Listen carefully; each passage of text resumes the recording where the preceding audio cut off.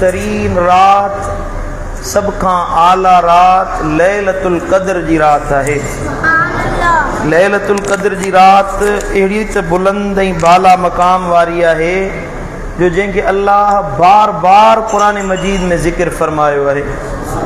रब तो फरमाई उहा रात आहे जंहिं रात में मूं अल्लाह कुरान खे नाज़िल फरमायो। इन्ना अंज़लनाहु फी लैलतिन मुबारकतिन इन्ना कुन्ना मुंज़िरीन। बेशक असां कुरान खे हिकु बरकत वारी रात में नाज़िल कयो हुयोसीं। उहा बरकत वारी रात कहिड़ी आहे? बुज़ुर्गनि फरमायो उहा लैलतुल क़द्र जी रात आहे। ऐं अल्लाह ताला हिन रात लैलतुल क़द्र जी रात खे अहिड़ो त बरकत वारो बणायो आहे, एॾो त इज़तुनि वारो बणायो आहे जो इन जे शान में अल्लाह पूरी कुरान जी सूरत नाज़िल फरमाई आहे। सूरत क़द्र, इन्ना अंज़लनाहु फी लैलतिल क़द्र। बेशक असां कुरान खे क़द्र वारी रात में नाज़िल कयोसीं। पोइ रब तो फरमाए वमा अदराक मा लैलतुल क़द्र। तव्हांखे कहिड़ी ख़बर त लैलतुल क़द्र छा आहे? लैलतुल क़द्र खैरुम मिन अल्फ शहर। इहा उहा रात आहे जो हिकिड़ी रात 1000 महीननि खां वधीक भली आहे। हज़रत इमाम मालिक रहमतुल्लाह ताला अलैह फरमाइनि था त हिकिड़े ॾिहाड़े महबूबन करीमन सल्लल्लाहु ताला अलैहि वसल्लम परेशान वेठा हुया। पुछा कई या रसूलल्लाह तव्हां छो परेशान आहियो? कहिड़ी ॻाल्हि तव्हांखे परेशान कयो आहे? आका करीम सल्लल्लाहु ताला अलैहि वसल्लम फरमायो अल्लाह ताला मूंॾे वही फरमाई आहे त बनी इसराइलनि में माण्हुनि जूं उमिरियूं वॾियूं हुयूं। 100 साल 80 साल उन्हनि जी उमिरि हुई ऐं उहे हिकु सॼी ज़िंदगी में बेफ़रमानी न कंदा हुया, सॼी ज़िंदगी अल्लाह जी इबादत कंदा हुया। हिकिड़े माण्हू जे बारे में ॿुधायो वियो, साईं फरमायो त 83 साल उन कॾहिं को गुनाह जो कमु न कयो। 83 सालनि ताईं अल्लाह जी इबादत कंदो रहियो। पोइ मदीने वारे साईं अल्लाह खे अर्ज़ कयो मुंहिंजा मौला उन्हनि जूं उमिरियूं वॾियूं, इबादतूं वॾियूं, मुंहिंजी उम्मत जी उमिरि नंढी, ज़िंदगी नंढी, उन्हनि जी इबादत बि थोरी थी वेंदी।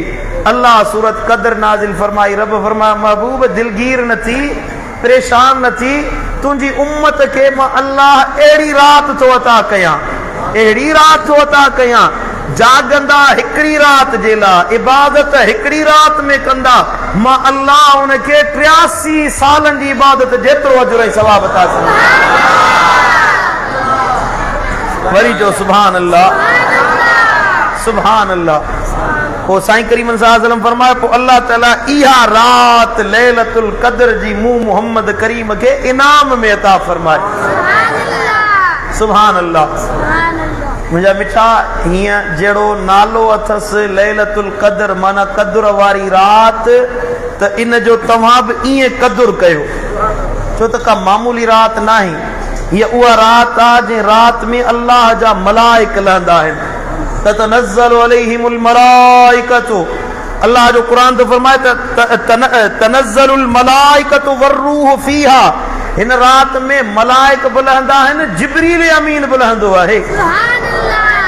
बिइज़्नि रब्बिहिम। अल्लाह उन्हनि खे अमर ॾींदो आहे त मुंहिंजूं रहमतूं खणी वञी ओ इहे जेके मातली में गफ़ारी मस्जिद में बांदा वेठा आहिनि।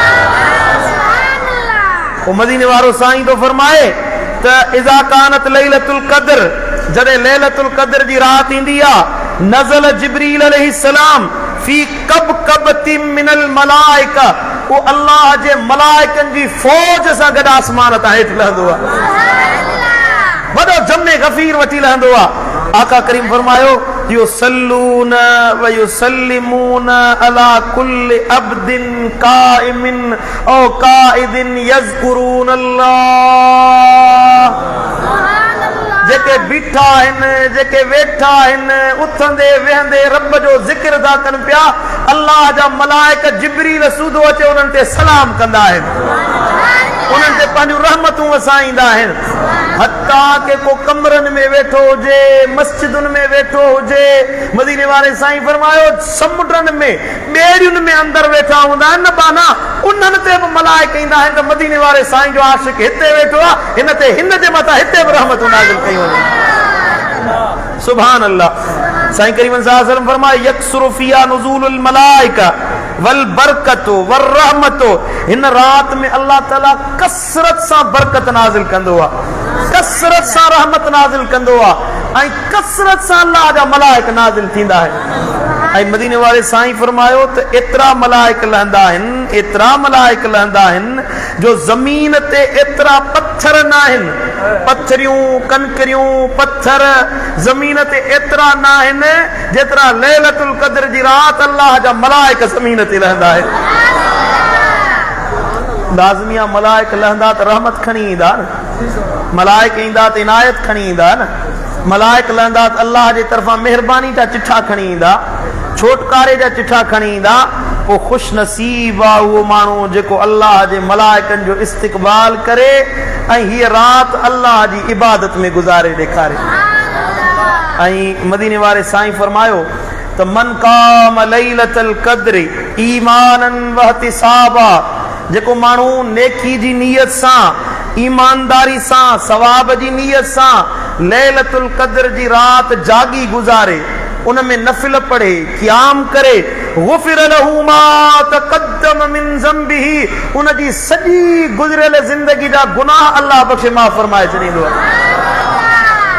ऐं हज़रत इमाम कुतैबा रिवायत में आंदो आहे, इन हदीस के वधीक बयान कयो आहे त मदीने वारे साईं जिते फरमायो त मन युकिम लैलतुल क़द्र फी फयुवाफिकुहा, जेको माण्हू लैलतुल क़द्र में क़याम करे ऐं उन जे क़याम जी बरकत हासिल करे, मदीने वारो साईं तो फरमाए ईमानन वहतिसाबन, उन में इरादो इहो हुजे त मूंखे अल्लाह अजर अता फरमाईंदो, अल्लाह मुंहिंजे मथां महिरबानी फरमाईंदो। माण्हुनि खे ॾेखारण जे लाइ न, पाण वणाइण जे लाइ न, खुद पसंदी जे लाइ या गुरूर ऐं तकब्बुर जे लाइ न, रियाकारी जे लाइ न, बल्कि अल्लाह खे राज़ी करण जे लाइ। त मां नफ़िल थो पढ़ां, मां सलात तस्बीह पढ़ंदुसि, मां तरावियूं पढ़ंदुसि, मां नफ़िल पढ़ंदुसि, मुंहिंजो अल्लाह मूंखे ॾिसंदो, मुंहिंजो अल्लाह मूं ते राज़ी थींदो, मुंहिंजो रब मुंहिंजे मथां करम नवाज़ी कंदो। मदीने वारो साईं तो फरमाए इहा नियत करे गुफ़िर लहू मा तक़द्दम मिन ज़ंबिही, गुज़रियल त सॼी ज़िंदगी जा अल्लाह गुनाह माफ़ करे छॾींदो, वमा तअख़र, ऐं ईंदड़ अञा गुनाह कया कोन अथई, लैलतुल क़द्र जी राति जागी गुज़ारे ईंदड़ ज़िंदगी जा गुनाह अल्लाह बख़्शे माफ़ फरमाए छॾींदो। महिरबानी जा असुल मींहं वसी विया, अल्लाह जी रहमतुनि जो असुल वॾो फुड़ो मींहं वसी पियो। शाह अब्दुल लतीफ़ भिटाई रहमतुल्लाह अलैह जो शेर आहे त झोरो पोथिए झुड़ सोनो वसे मींह, झोरो पोथिए झुड़ सोनो वसे मींह, उहो निदोरो ॾींहुं जो उञो वञी उन मां। हे दरिया पियो वहे पाणी जो, मिठे पाणी जो दरिया पियो वहे, ऐं हिकिड़ो माण्हू किनारे ते बीह चए मूंखे उञ लॻी आहे, मूंखे प्यास लॻी आहे, पाणी पियारे। माण्हू चवंदा नादान, दरिया पियो थो वहे, जानवर हैवान पखी परिंदा चरिंदा जिन इंसान पाणी पीअंदा पिया, तोखे उञ लॻी आहे, पाणी पीअणो अथई त दरिया मां भरे पी न।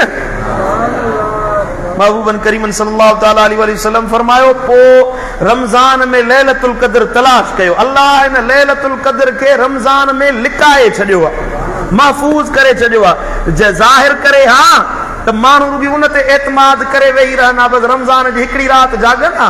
असांजे पिरकारनि जी बि मदीने वारे खे ख़बर हुई असांजे हाल जी, आहियूं गुनहगार, पर मदीने वारे करम कयो, रब जे हबीब फरमायो अल्लाह हिन खे लिकाए छॾियो आहे। लैलतुल क़द्र खे रमज़ान में लिकायो आहे, तहर्रु लैलतुल क़द्र फी अशरिल अवाखिर मिन रमज़ान, पोइ रमज़ान जे आख़िरी ॾहे में तव्हां लैलतुल क़द्र खे तलाश कंदा कयो। अञा मदीने वारे साईं महिरबानी फरमाई, साईं फरमायो सॼो ॾहो बि न, फिल वित्रे मिनल अशरिल अवाखिर मिन रमज़ान, रमज़ान जो आख़िरी अशरो ऐं आख़िरी अशरे जी बि 21 रातियुनि में लैलतुल क़द्र खे ॻोल्हा कंदा कयो। सुभान अल्लाह। ऐं ॿी हदीस मुबारक आहे, हज़रत सैयदना उबई बिन काब रज़ियल्लाहु तआला अन्हु जो फरमाए, तवज्जो ॾियो मूंॾे, फरमाए थो वल्लाहि, अल्लाह जो मूंखे कसम आहे। हज़रत सैयदना उबई बिन काब रज़ियल्लाहु तआला अन्हु जो फरमाए, अल्लाह जो मूंखे कसम आहे, इन्नी लअलमु अय्यु लैलतिन हिया हियल लैलतुल्लती अमरना रसूलुल्लाह सल्लल्लाहु अलैहि वसल्लम बिकियामिहा हिया लैलतु 27 मूंखे अल्लाह जो कसम आहे उहा राति जे राति महबूब सुहिणा असां वटि आया हुया ऐं फरमाइनि त हीअ लैलतुल क़द्र जी राति आहे मां कसम खणी थो चवां त उहा 27 रमज़ानुल मुबारक जी राति आहे हीअ जेका अॼु राति असां वेठा आहियूं थिया जे राति में अॼु असां जमा थिया आहियूं हिन राति में जंहिंमें असां गॾु थिया आहियूं हज़रत सैयदना उबई बिन काब जो फरमाए त मदीने वारे साईं कसम खणी फरमायो त उहा लैलतुल क़द्र जी राति 27 जी राति आहे ऐं अञा बि हदीस मुबारक आहे मदीने वारे साईं फरमायो या त 27 या त 29 उन जे 21 रातियुनि में बि 27 या 29 इन्हनि ॿिन्ही मां का राति अल्लाह लैलतुल क़द्र जी राति बनाई आहे मूंखे उम्मीद आहे त तव्हां 21 23 25 बि जाॻिया हूंदव अल्लाह जी इबादत कई हूंदव अल्हम्दुलिल्लाह करमी फ़क़ीर सभई इबादत जो ज़ौक़ रखण वारा आहिनि मुंहिंजे मुर्शिद मुंहिंजे मातली वारे दिलबर साईं त इबादत जो ज़ौक़ पैदा कयो आहे पोइ मदीने वारे साईं जी आदत हूंदी हुई जॾहिं आख़िरी अशरो ईंदो हुयो कान नबी सल्लल्लाहु अलैहि वसल्लम इज़ा दख़ल अल अशर शद्द मिज़रहु जॾहिं आख़िरी लहो ईंदो रमज़ान जो त महबूब सुहिणा चेल खे संदरो ॿधंदा हुया माना उथी अल्लाह जी इबादत कंदा हुया ॿिया कम कार सभु छॾे ॾींहुं राति अल्लाह जी इबादत में मशगूल थी वेंदा हुया पाण बि उथी इबादत कंदा हुया पंहिंजे बच्चनि खे पंहिंजे ॿारनि खे पंहिंजे घर वारनि खे इबादत कराईंदा हुया ऐं हबीबन करीमन सल्लल्लाहु तआला अलैहि वसल्लम फरमायो त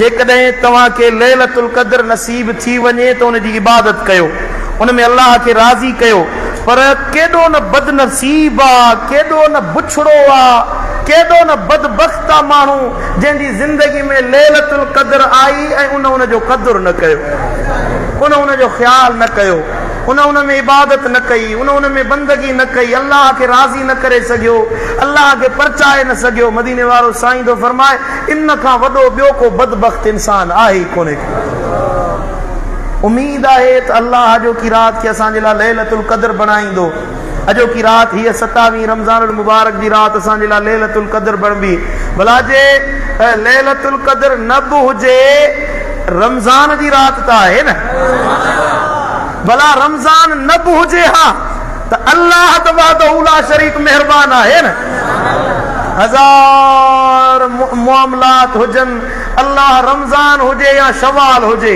15 शोबान हुजे या 21 शोबान 21 शवाल हुजे जेके ॾिहाड़ा हुजनि अल्लाह त साॻियो अल्लाह आहे अल्लाह खे ख़बर आहे त मुंहिंजे बाने जी कहिड़ी उम्मीद आहे कहिड़ी दुआ आहे कहिड़ा अर्ज़ आहिनि कहिड़ियूं इल्तिजाऊं आहिनि अल्लाह तो फरमाए तव्हां मूंखां घुरो त मां अल्लाह तव्हांखे अता कयां लैलतुल क़द्र जी राति नफ़िलनि जी राति आहे लैलतुल क़द्र जी राति क़याम जी राति आहे लैलतुल क़द्र जी राति दुआउनि जी राति आहे लैलतुल क़द्र जी राति अल्लाह खां बख़्शिश ऐं छोटकारे तलब करण जी राति आहे लैलतुल क़द्र जी राति पंहिंजे गुनाहनि जी माफ़ी वठण जी राति आहे अल्लाह जी रहमत बाननि ॾे मुतवजे हूंदी आहे मलाइक इंतज़ार में हूंदा आहिनि तूं दुआ जे लाइ हथ खण मलाइक चवंदा आहिनि आमीन आमीन ऐं असां हेतिरा ॼणा अॼु जमा थिया आहियूं अल्लाह जे घर में ऐं अल्लाह जे कामिल वलीअ जे आस्थाने ते जमा थिया आहियूं हज़रत सैयदना ज़करिया अलैहिस्सलाम सूरत आल इमरान में वाक़ियो अचे थो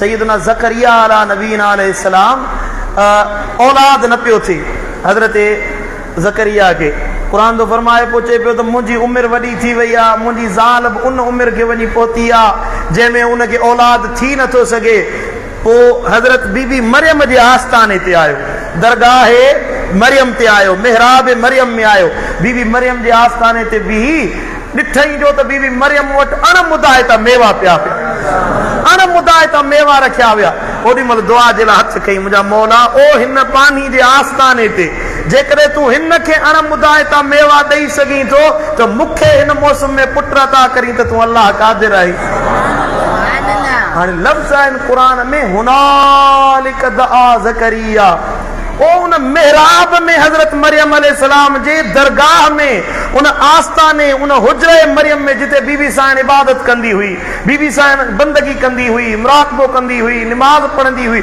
उन जाइ ते हज़रत ज़करिया दुआ घुरी असां उम्मत जे लाइ ॾस ॾिनई जे भलाई जो वक़्तु हुजे के अल्लाह वारे जे आस्थाने ते वञी दुआ घुरो, अल्लाह वलीअनि जे आस्थाननि जो नंग सुञाणंदो आहे। रमज़ान जी बरकत भरी रात हुजे ऐं मुमकिन आहे लैलतुल क़द्र जी रात हुजे ऐं वरी हिकिड़े अल्लाह जे कामिल वलीअ जो आस्थानो हुजे, अल्लाह जे बरगुज़ीदा बाननि जो जंहिंजी दरगाहुनि ते ॾींहुं राति मुस्तफ़ा जे इश्क़ ऐं मुहबत जो पैगाम आम कयो वञे। अल्लाह उन जाइ ते असांखे जमो करे ऐं उते जे असां दुआ जे लाइ हथ खणूं त मूंखे त यकीन आहे त अल्लाह असांजूं दुआऊं क़बूल फरमाईंदो। मुंहिंजा दोस्तो, मुंहिंजा भाइरो, अॼु अल्लाह तव्हांखे असांखे जे मौक़ो मिलायो आहे त हिन मौक़े खे ज़ाया न कजो। ऐं तव्हां वेही हिते कचहरियूं कयो, अजाई पाण में खिल भोग मश्करी मज़ाक कयो, राति कचहरियुनि में गुज़ारणी आहे, तव्हां पंहिंजे ॻोठ में कचहरी वेही कयो आहे, पंहिंजे घरनि में वेही कचहरी कयो आहियां, हिते आया आहियो त हिते वेही इबादत कजो। हे जेका राति आहे सॼी राति असांखे नफ़िल पढ़णा आहिनि, दुआऊं घुरणियूं आहिनि। इंशा अल्लाह सलातु तस्बीह जी निमाज़ ही फ़क़ीर तव्हांखे बा जमात पढ़ाईंदो। पर इन खां अलावा नफ़िल पढ़ो, क़ुरान जी तिलावत कयो, ॿियो न भला क़ुरान पढ़णु नथो अचे, नफ़िल पढ़ंदे तव्हांखे तकलीफ़ थी थिए त वेही तस्बीह खणो, अल्लाह जो ज़िक्र वेही कयो। इहो ज़बान ते तवार हुजे, चओ अल्लाह अल्लाह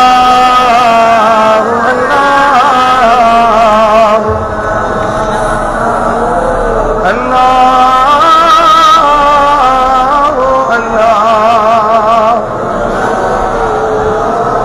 अल्लाह जो ज़िक्र कयो, कसरत सां अल्लाह जो ज़िक्र कयो। हिन में नफ़िल पढ़ो, ख़ासि का इबादत मुक़र्रर न आहे लैलतुल क़द्र जे लाइ। मदीने वारे साईं का इबादत मुक़र्रर न कई आहे त हीअं नफ़िल पढ़ो, हे नफ़िल पढ़ो, न।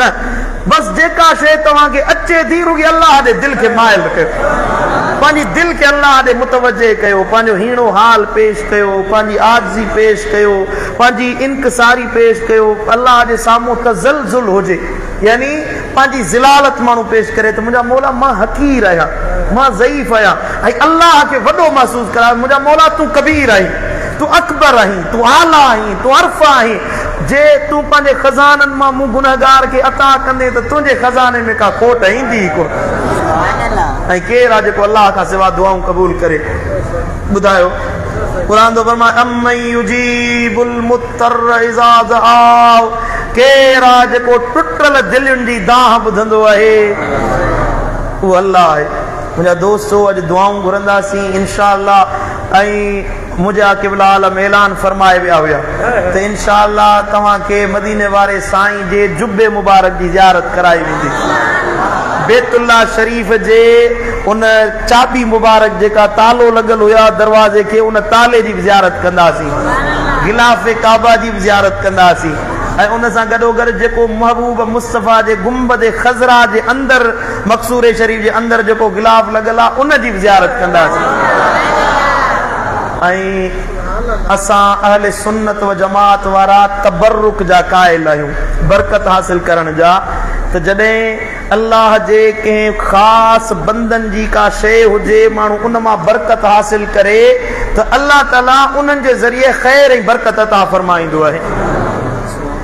हज़रत सैयदना यूसुफ अलैहिस्सलाम, सूरत यूसुफ में ज़िक्र आहे त हज़रत सैयदना यूसुफ अलैहिस्सलाम अला नबीना याकूब अलैहिस्सलाम जे बारे में भाइरनि ॿुधायो त अदा तुंहिंजे फिराक में एतिरो याकूब अलैहिस्सलाम रुनो आहे जो संदनि जी निगाहुनि जे आॾो पर्दा अची विया आहिनि। पोइ सैयदना यूसुफ अलैहिस्सलाम फरमायो त मुंहिंजी हीअ कमीस खणी वञो, मुंहिंजो पहिराण खणी वञो ऐं मुंहिंजे अबे जी अखियुनि ते लायो। पोइ जीअं जो बीबी हज़रत सैयदना यूसुफ अलैहिस्सलाम जो कुर्तो मुबारक याकूब जे अखियुनि ते लॻायो वियो त फरतद बसीरा, अखियुनि ते कपिड़ो लॻण जी देरि हुई, कुर्तो मुबारक लॻण जी देरि हुई।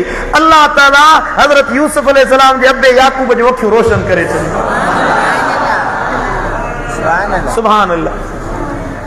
जॾहिं सोमनाथ जो मंदिर फतह पियो करे महमूद गज़नवी सोमनाथ जो मंदिर पियो फतह करे, 19 दफ़ा या 17 दफ़ा हमला कयईं, पर सोमनाथ जो मंदिर फतह न पियो थिए।